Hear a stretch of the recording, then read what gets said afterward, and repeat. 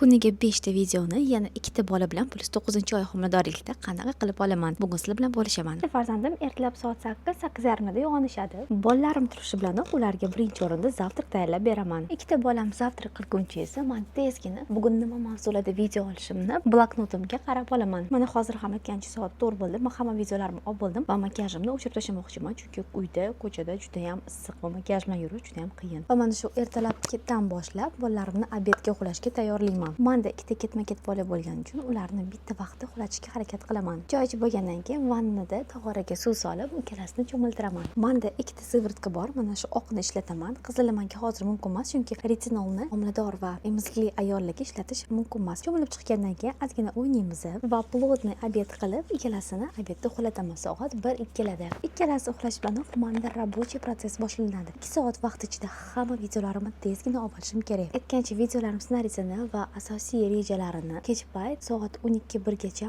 o'ylab topib bloknotga yozib qo'yaman, ertasi kuni oson bo'lishi uchun. Menda tayyor ssenariy bo'lgani uchun videolarimni tezgina olaman. Videolarimni olib bo'lgandan keyin esa tezgina montaj qilishni boshlayman va ikkita bolam turguncha montaj qilishga ulguraman. Agarda mabodo montaj qilishga ulgurmasam, unda ikkita bolam uyg'ongandan keyin ularga ovqat beraman hamda o'ynayotgan prosesimizda toki ikkita bolam bir-biri bilan o'ynaguncha 10-15 daqiqa ichida tezgina montaj qilib olaman. Menga o'xshagan ko'p bolali onalar sizlar qaysi payt videolaringlarni montaj qilishga ulgurasizlar? Kommentariyada yozib qoldiringlar.